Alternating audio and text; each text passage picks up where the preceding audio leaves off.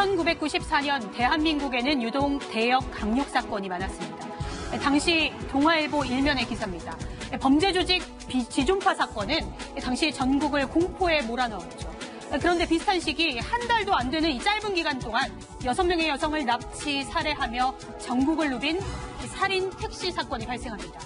범인의 이름은 온보현. 38살, 내 나이만큼 여성을 살해하겠다는 끔찍한 목표를 세우고 이른바 범죄 일기까지 작성한 인물이죠.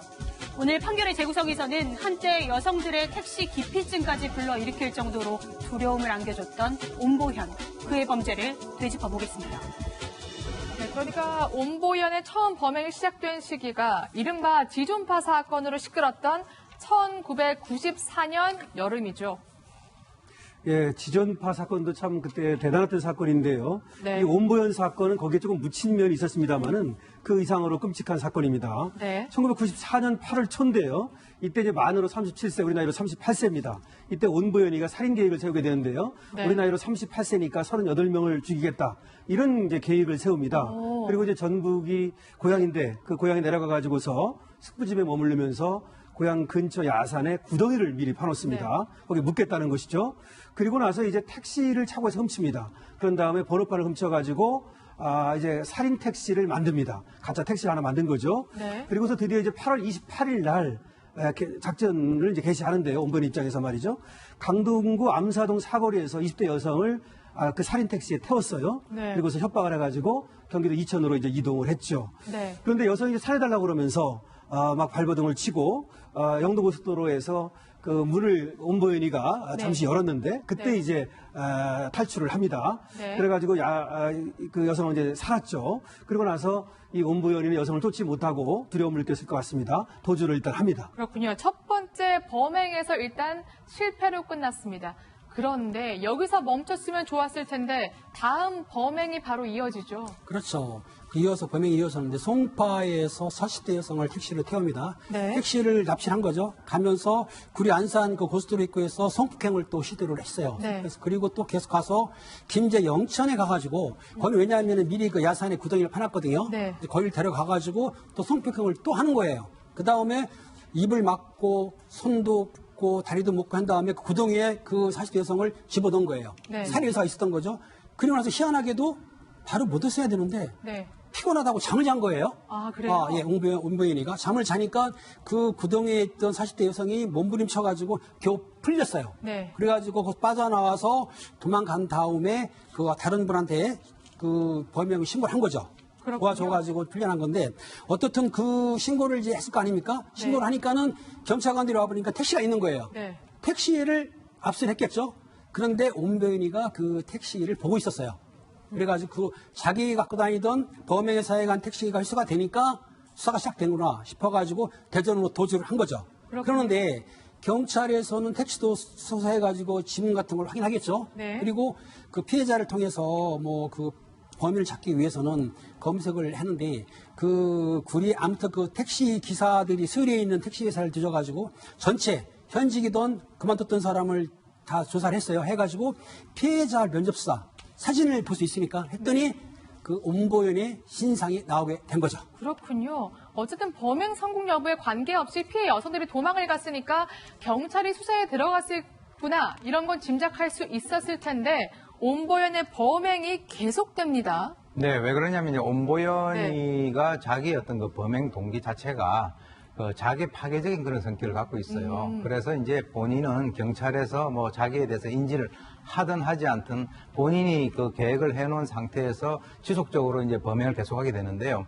일단 그 택시를 뺏겼지 않습니까? 네. 근데 이제 바로 두 번째 범행 일주일 뒤인 그 9월 9일 날 네. 경기도 하남시에 있는 한 식당 인근의 주차장에서 열쇠가 꽂힌 채 주차되어 있는 그 택시를 갖다 훔쳐가지고 또 이 이제 온보현이 같은 경우는 여러 택시 번호판을 여러 개 갖고 있었어요. 아, 그렇군요. 그래서 바로 이제 번호판을 네. 위조를 하고 또 이틀 뒤인 9월 11일 날 구로구 독산동에서 20대 여성 그 승객을 태워가지고 네. 그 사람을 그 길가에서 성폭행을 하고요. 또 31만 원을 갈취하고 난 이후에 이 사람을 강원도 횡성에 있는 야산으로 끌고 와서 추가적으로 또 성폭행을 합니다. 네. 아주 재질이 좋지 않죠. 네. 그리고 난 뒤에 그 피해 여성을 바로 살해한 것이 아니라 친구를 데려오겠다. 이 무슨 말이냐면 또 다른 피해자를 데려오겠다라고 하는 그 얘기예요. 그래서 다른 범행 대상을 찾으러 이제 가게 되는데 이때 뭐라고 그러냐면 피해 여성이 반항을 하지 않아가지고 너무 싱겁고 재미가 없었다라고 하는 이런 그 범죄적인 그런 어떤 발언을 하게 되는데요. 네. 이 그 포박 당했던 여성은 상당히 다행스럽게 온보현이 사라진 틈을 타가지고 바로 몇 시간에 걸쳐서 묶여있던 포박을 풀고 도주를 할 수 있게 됩니다. 그렇군요. 그런데 실제로 온보현이 말한 게 과실성이 아니라 실제로 새로운 피해 여성을 데리고 산으로 끌고 온다면서요. 맞습니다. 이 무고한 희생이 계속됐는데요. 그러니까 1994년 9월 12일 서울 양재동 인근에서 20대 여성 승객을 태웠습니다. 그때만 해도 평범한 택시인 줄 알고 이 여성은 택시에 탑승을 하게 되죠. 이 톨게이트까지 간 부근에서 이 온보현이 여성을 흉기로 위협을 하게 됩니다. 그리고 이 여성을 이 여성을 묶어놨던 횡성으로 끌고 가죠. 그런데 이미 앞서 여성이 기지를 발휘해서 풀려나지 않았습니까? 네. 그것을 보고 이른바 폭주를 하기 시작을 했던 거예요. 엉뚱하게도 20대 여성에게 굉장한 폭력을 휘둘렀고 여성을 네. 묶고 폭력을 휘둘렀는데요. 이후 용인의 인근 야산까지 여성을 끌고 가서 신용카드 비밀번호를 알아난 뒤에 살해를 하게 됩니다. 이 세 번의 납치 끝에 이 네 번째에는 이 살인이라는 중대한 범죄까지 저지르게 된 거죠. 그렇군요. 저희가 지금까지 말한 것만 4명의 피해자가 벌써 생겼습니다. 사실 다 피해자가 납치된 위치가 다르거든요. 당시에 바로 이게 연쇄 범행이구나 알았다면 바로 좀 잡을 수 있었을 것 같기도 한데 당시 경찰, 그러니까 전북 김제, 용인, 그리고 서울 그렇지는 못했다면서요. 피해자 가족들이 납치당했을 때 네. 비밀리에 수사를 하는 이유는 뭐냐면은 공개했을 경우에 생명의 위험을 느끼기 때문에 사실 그렇게 요청을 하거든요. 그러다 보니까 경찰서 별로 수사를 하는데 공조 수사를 좀 비밀리에 수사해가지고 범인 또 그리고 범인을 검거했을 때는 경찰관에게는 포상이 주어집니다. 네. 예, 표창이라든지 아니면 사람 특징까지도 가능하기 때문에 범인을 잡기 위해서는 최소 노력하는데 사실 그 당시에는 공조가 좀 부족했어요. 왜냐하면 김제서에서 어느 정도 범인이 드러났으면 수배를 했어야 되는데 네. 수배하게 되면은 누구나 잡을 수가 있거든요. 그렇기 때문에 자기들이 검거하려고 좀 공을 다툰 건데 어떻든 공조사가 부족하다 보니까는 그리고 또 하나 뭐냐면은 이 범인에 대해서 그렇게 심각하게 안 느낀 거예요. 추적하면은 검거하지 큰 범죄인지 몰랐기 때문에 그 당시에 공조까지는 안 가고 각자 단독으로 뛰었기 때문에 좀 아쉬운 부분이 있었죠. 네. 세 번째 피해 여성이 도주하자 네 번째 피해 여성을 살해하고야만 온보현. 그런데 범행이 이래도 멈추지가 않습니다. 다섯 번째 피해자가 생기죠, 변호사님. 네, 맞습니다. 그 네 번째 피해자가 사망한 거 아닙니까? 네. 9월 13일 새벽에 살해를 한 겁니다. 그리고 나서는 그 9월 13일 당일날 다시 다섯 번째 범행을 저지르는데요. 이때 이제 용인에서 살해를 하고 나서는 다시 이제 서울로 온 거죠. 그래서 강동구에서 19살 여성 승객을 자신의 그 살인 택시에 태웁니다. 네. 그리고서는 김천시로 가요. 경북 김천시. 여기 가가지고 성폭행을 합니다. 여관에 가가지고. 그리고 나서 이제 그 다음날 아침에 이 여성을 새벽에 집에다 데려다 주는데요. 집에다 데려다 준다고요? 예, 그전하고 굉장히 다르죠. 네. 근데 이제 뭐라고 말하냐면 나중에 이제 잡히고 나서 말한 것이 뭐냐면 다른 사람들과 달리 고분고분하게 말을 잘 들었다. 그리고 홀로 가족들을 먹여 살리고 있었다. 네. 그래가지고 묘한 감정이 느껴져서 살려줬다. 이렇게 얘기를 했습니다. 어쨌든 이렇게 해서 다섯 번째 피해자는 성폭행은 당했습니다만은 생명은 구할 수 있었습니다. 아니 살인까지 한 사람이 일말의 동정심을 느꼈던 걸까요? 그러면 아예 범행 자체를 하지 말아야 되는데 심지어 성폭행을 한 후에 집 앞에 데려다 주는 게 말이 됩니까?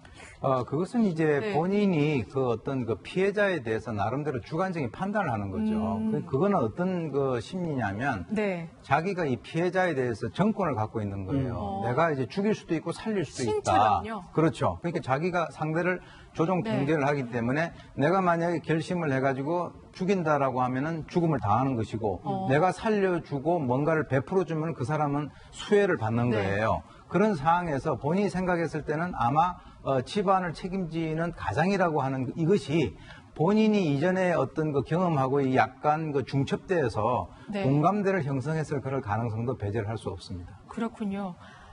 온보현 범행이 어디까지 또 언제까지 진행이 될까요? 또 피해자가 나오게 되죠. 맞습니다. 게다가 그 앞선 여성을 집에 데려다 준 지 채 반나절도 안 되는 시간 만에 또다시 추가 범행을 저지르고 그렇군요. 맙니다. 9월 14일 저녁이었습니다.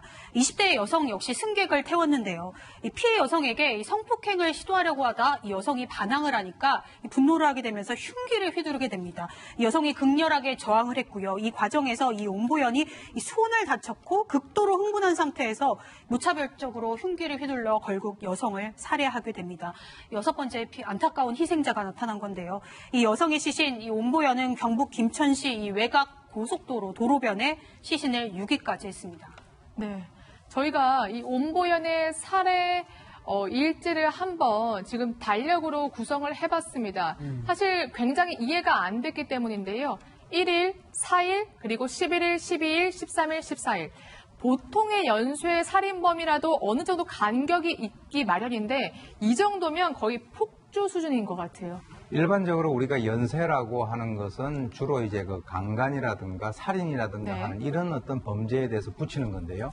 그걸 이제 시리얼이라고 합니다. 그런데 이제 이 범죄 사이에서의 어떤 그 간격을 우리가 그 심리적인 냉각기라고 얘기를 하면서 쿨링 페이즈라고 하는데 이 심리적인 네. 냉각기라고 하는 것은 개인의 내면적인 어떤 그 심리 상태라든가 욕구에 따라서 상당히 그 바꿔질 수 있어요. 네. 지금 이제 방금 그 보여주신 달력 한번 달력을 볼까요? 한번 다시요. 보여주시면 거기 보면은 이제 11, 12, 13, 14가 연속적으로 이어지고 있지 않습니까? 네. 그것은 이제 굉장히 이 사람의 마음이 급한 거예요. 왜 그러냐면 이 사람이 자기 나이에 맞춰가지고 살인을 할 사람들의 숫자를 이미 네. 또 결정을 해놓고 난 38 뒤에 명. 38명을 하는 것이기 때문에 지금 이제 하는 그 과정에서 여러 가지가 자꾸 경찰에 노출되다 보니까 네. 본인의 입장에서는 빨리 목표를 달성을 하지 않으면 안 되겠다라고 하는 그런 어떤 그 내면적인 그 조급함 이런 것들이 작용을 할 수가 있다라고 이렇게 보이고요. 그래서 이것이 거의 그 사람의 내면적인 어떤 그 심리 상태를 그대로 보여주는 것이다. 이렇게 우리가 평가를 하고 있습니다. 네.